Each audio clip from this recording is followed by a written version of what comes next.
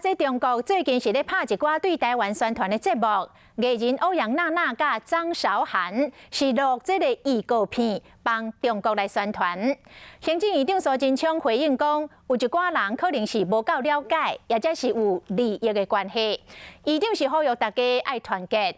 另外，这个中国的国家主席习近平提出讲，爱勇敢来探索到海峡两岸融合发展的新路。民进党的立委虽然是正面来看待，但是嘛认为讲，这个探索无应该有任何的限制甲束缚。无论在哪里，都不要忘记自己的根。台海之声开播了，很开心台海之声能成为连接两岸青年的文化纽带。中国央视统战公布节目《台海之声》开播，台湾的艺人欧阳娜娜、张韶涵各一摆录预告片。行政院长苏贞昌安怎看？有些人如果是认识不清，或者是基于自己的利益，台湾需要大家团结一致，共抗外敌才是。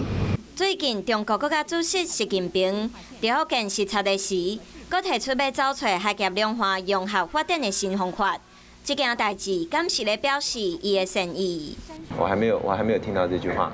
对岸的习主席愿意释放出一些和平的讯息，我们都要给予肯定。探索不能有任何的一个限制，不能有任何的框架。根据陆委会上新的民调，有77.2%的民众感觉中国政府对咱政府的态度无友善，有88.2%的民众无赞成中国讲的一国两制。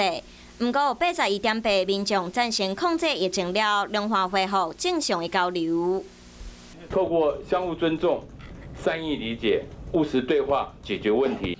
有一段时间无交流的两岸，当时才会当恢复过去的交流，引起国际注意。